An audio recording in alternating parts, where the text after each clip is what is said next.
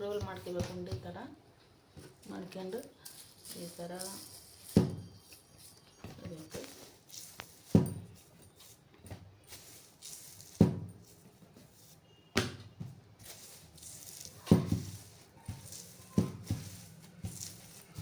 ಈ ಥರ ಮಾಡಿ ಚಾಕುಕ್ಕೆ ಒಂದು ಸ್ವಲ್ಪ ಎಣ್ಣೆ ಹಚ್ಚಬೇಕು. ಎಣ್ಣೆ ಹಚ್ಚಿ ಈ ಥರ ಕೊಯ್ಬೇಕು.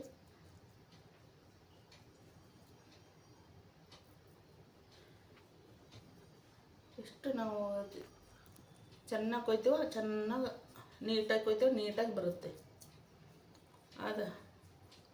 ಅದೇ ಈ ಥರ ಮಾಡಬೇಕು.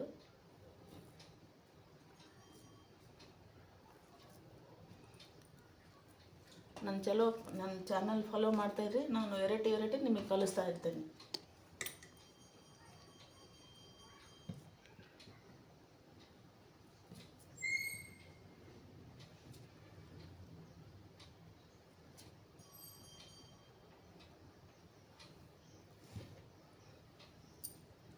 ಎಣ್ಣೆ ಹಚ್ತಾನೇ ಇರಬೇಕು.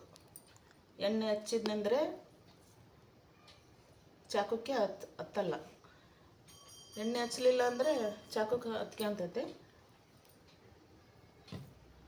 ಎಷ್ಟು ಚಿಕ್ಕ ಕೊಯ್ದಂದರೆ ಕರಿಯೋಕ್ಕೆ ಚೆನ್ನಾಗಾಗ್ತೈತೆ. ಈ ಥರ ಪ್ಲೇಟ್ನಲ್ಲಿ ಹಾಕಬೇಕು. ತುಂಬ ರುಚಿಯಾಗಿದೆ. ನಾನು ಭಾಳ ಸತಿ ಮಾಡಿದ್ದೇನೆ. ಇದೇ ಸತಿ ಫಸ್ಟ್ ಸರಿ ನಾನು ಆನ್ಲೈನ್ ಆಗ್ತಾ ಇರೋದು. ಭಾಳ ಸತಿ ಮಾಡಿದ್ದೇನೆ.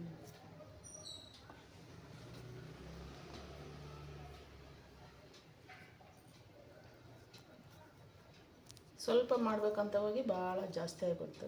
1 kg ಮಾಡೀನಿ. kg ಮಾಡಿದರೆ ಸುಮಾರು 1 ತಿಂಗಳ ತಿನ್ಬೋದು. ಎಮರ್ಜೆನ್ಸಿ ಕೆಲ್ಸಕ್ಕೆ ಹೋಗ್ತಾ ಇರ್ತಾರಲ್ಲ, ತಿಂದು ಸ್ವಲ್ಪ ನೀರು ಕುಡ್ದೋದ್ನಂದರೆ ಮತ್ತೆ ನಾಷ್ಟ ಮಾಡ್ಕೊಂಡು ಹೋಗ್ಬೋದು.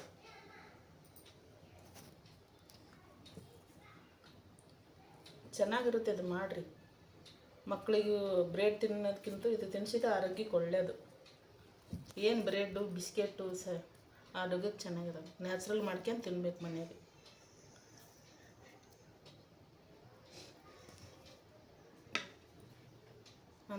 ನನ್ನ ಚಾನಲ್ ಫಾಲೋ ಮಾಡ್ತಾ ಇರ್ರಿ. ನಾನು ವೆರೈಟಿ ಮಾಡಿ ತೋರಿಸ್ತೀನಿ ನಿಮಗೆ.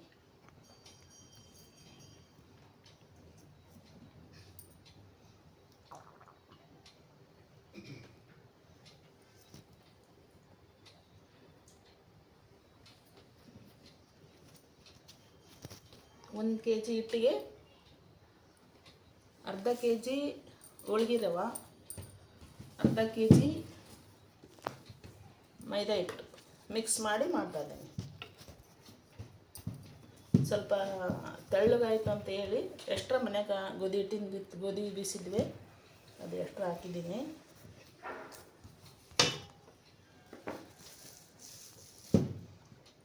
ಸ್ವಲ್ಪ ಎಣ್ಣೆ ಹಚ್ಕೋಬೇಕು. ಈ ಥರ ಲತ್ತುಡಿಗೆ ಸ್ವಲ್ಪ ಎಣ್ಣೆ ಹಚ್ಕೋಬೇಕು.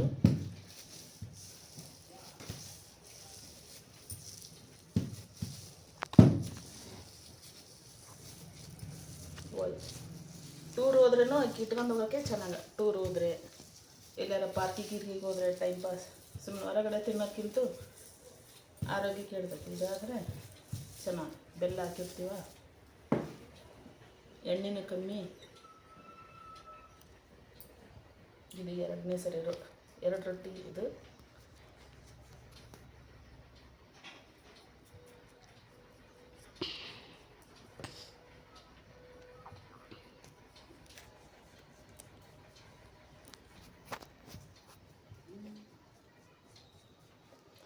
ಮಾಡಿ ಡಬ್ಬೆಲ್ಲಿ ಹಾಕ್ಯಂದು ಸ್ವಲ್ಪ ಅದಕ್ಕೆ ಇರುಬಿ ಹತ್ತದಂಗೆ ಏನಾರ ಹಚ್ಬೇಕು.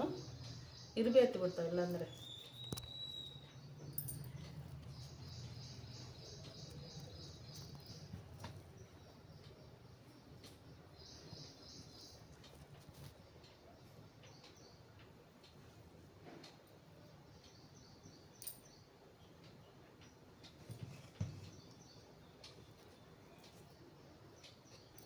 ಜಾಸ್ತಿ ವಟ ವಟ ಮಾತಾಡೋಕ್ಕೆ ಬರಲ್ಲ ನೀವು.